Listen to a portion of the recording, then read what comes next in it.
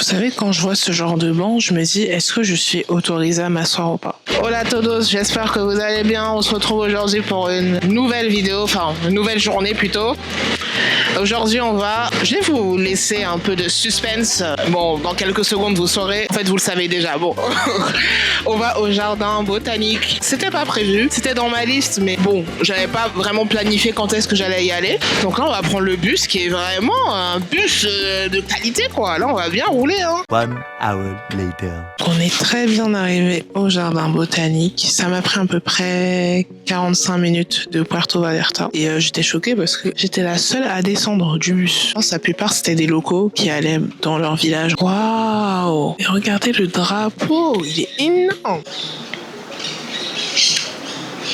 Le but, c'est de vraiment se perdre un peu dans le jardin, regarder les plantes. Je m'y connais pas en plantes, c'est pas mon truc, mais je trouve ça très joli. Je remercie encore ma voisine de chambre qui m'a recommandé de venir ici. Parce qu'en fait, à la base, je m'étais dit, ouais, vas-y, pour mes derniers jours à Puerto Vallarta. J'ai resté à Puerto Vallarta, j'ai pas allé dans les plages à côté et tout ça, mais j'avais déjà fait un peu le tour de Puerto Vallarta, enfin, il y a Malecón. Donc j'étais un peu en mode, en vrai, le jardin botanique, ça casse un peu le côté plage et on va voir un autre côté de la région, quoi, quelque chose d'un peu plus vert pour cette année 2026. Je me souhaite un peu des expériences comme ça où je vais dans des endroits, je planifie les choses, mais j'écoute aussi mon cœur. Voilà, j'écoute mon cœur, quitte à aller à contresens, ne pas forcément suivre les gens. C'est déjà quelque chose que je faisais depuis quelques années, et là j'ai envie d'encore plus le faire et oser aussi encore faire plus de vidéos pour entreprendre, parce que pour moi je pense que ma chaîne YouTube et TikTok, ça me permettra de faire ça. Une chose dommage, c'est qu'il n'y ait pas d'audio guide pour les plantes. Ah, attendez, j'ai peut-être parlé trop vite, il y a un QR code. Attendez, on va prendre le QR code parce que... Enfin, moi, je suis pas une connaisseuse des plantes, hein, donc bon. Mais j'ai pas Internet.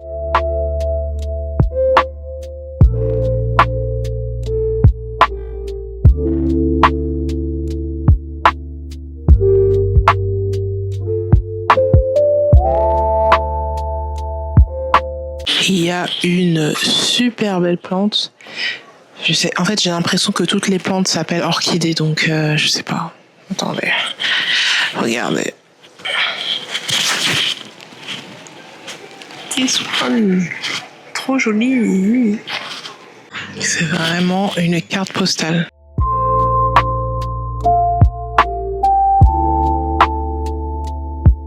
Alors, est-ce que c'est des dindes? Est-ce que c'est des poules? Est-ce que c'est des coqs? Non, c'est...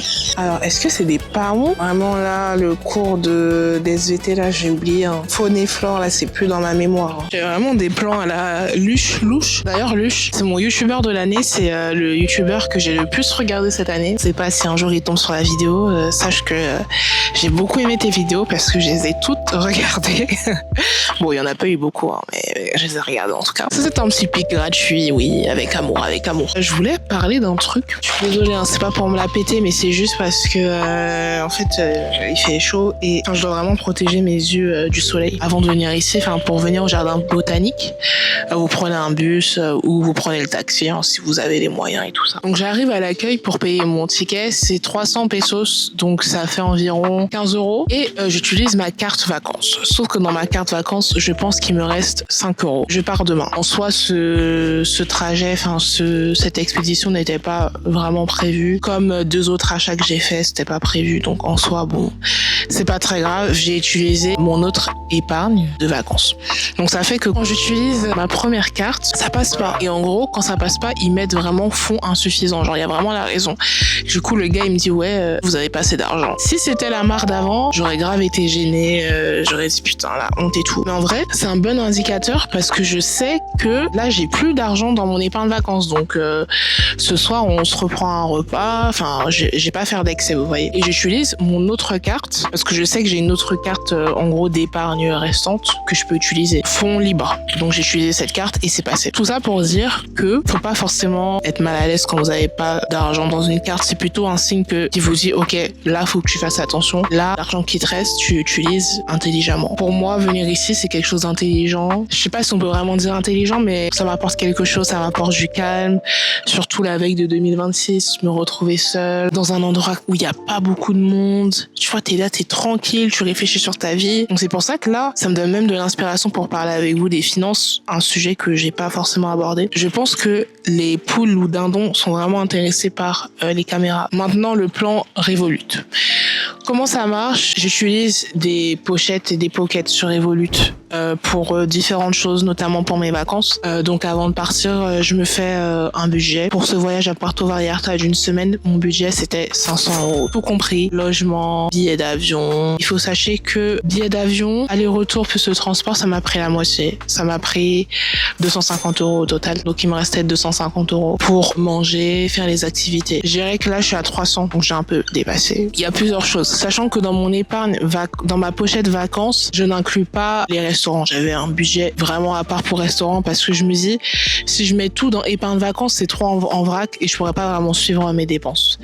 Donc déjà, j'ai mon épargne resto. C'était, je crois, 200 €, un truc comme ça. Épargne vacances, c'est pour les activités. J'inclus aussi j'ai aussi créé une épargne transport. Et après, dans la vie de tous les jours, j'ai une épargne pour le transport, j'ai une épargne pour mon loyer et j'ai une épargne pour épargne de sécurité également. Comment ça se passe? Ça fait que là, tous les mois, dès que je reçois mon salaire, j'ai des transferts automatiques de mon compte principal vers mon compte Revolut. En gros, ce que je fais, j'ai un gros prélèvement. Je pense que c'est quasiment 80% de mon salaire, ça part chez Revolut, ok? Dès que ça va chez Revolut, sur Revolut, j'ai aussi des transferts automatiques qui partent du compte principal de Revolut vers mes différentes pochettes. 1, on a transfert de ma banque vers Revolut et 2, transfert du compte principal de Revolut vers mes différentes pochettes. Chacune de mes pochettes sont liées à une carte physique ou virtuelle, enfin c'est plus une carte virtuelle, mais qui est connectée à mon Apple Pay. Donc du coup avec ça, je peux payer tous mes trucs. Je fais mes achats en fonction de ma pochette, sachant que chaque carte virtuelle est personnalisée. Enfin je mets une couleur en gros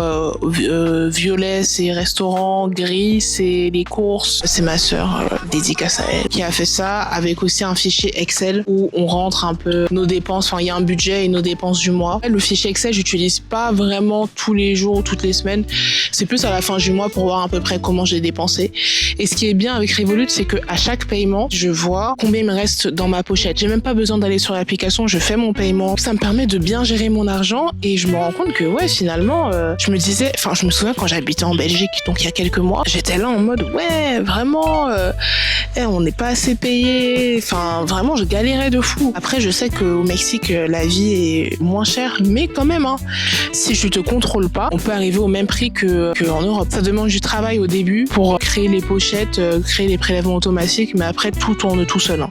Je vérifie de temps en temps parce que parfois on peut les dates de paiement, ça peut varier d'une semaine à l'autre. On a souvent ça en tant que VIE. Donc c'est juste ça. Parfois, je dois rechanger les dates, mais en vrai, 99% c'est ok. Bon, là, je suis en train de me faire fouetter par le soleil.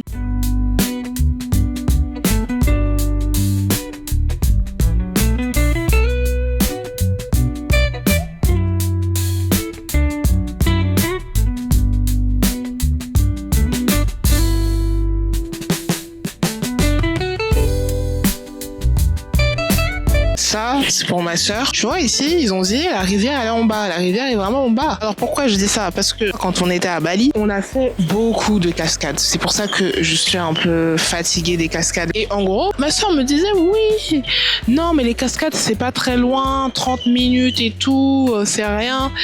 Mais, quand tu fais 30 minutes de descente en passant par des bouts de bois, tu tombes 4 fois, tu multiplies 30 minutes par 3. Là, je vois déjà la rivière, ça fait du bien, ça m'a pris. Là, je vais prendre 5 minutes. Et là, en plus, on a des escaliers. Non, mais vraiment, ça, c'est du luxe. Vraiment, vous pouvez pas imaginer. Je pense qu'il y avait des cascades mieux aménagées, mais en tout cas, celle qu'on a faite, c'était vraiment... je sais pas comment ça s'appelle l'émission là, Man vs Wild. C'était vraiment ça. Avant de partir à Bali, faites beaucoup de cardio, allez à la salle. Vraiment, entraînez-vous à fond parce que niveau cardio, les escaliers, enfin parfois il y a pas d'escalier. Parfois c'est juste, c'est toi et ta force. Tu voulais prendre de haut parce que souvent quand on est en bas, on n'a pas la même perspective. Enfin, c'est pas souvent, c'est tout le temps. On descend ensemble, marche après marche. marche step by step. Comme dans la vie, on y va step by step. C'est très important. Je voulais parler d'un truc. Là, par exemple, j'ai demandé la Wi-Fi parce qu'il n'y a pas de réseau. Genre, je suis vraiment en mode satellite pour envoyer un message à ma daronne. Parce que c'est vrai, c'est les vacances, ouais, indépendante, nanani nanana. Mais c'est toujours bien de dire à ses proches où est-ce que t'es, ce que tu fais, parce qu'on sait jamais. Donc c'est un petit rappel, voilà, et ça fait toujours du bien, quoi. Parce qu'il y a des gens qui n'ont malheureusement même plus cette chance de pouvoir dire à leurs parents, enfin échanger avec leurs parents, leur dire où est-ce qu'ils sont, que leurs parents sont en vie ou pas. Hein. Voilà, c'est une petite réflexion. On est arrivé à la petite rivière. Là, je suis vraiment en plein milieu de la rivière. Ils ont dit en vrai, on peut nager, mais c'est à vos risques et périls parce qu'il n'y a pas de guide, il n'y a personne.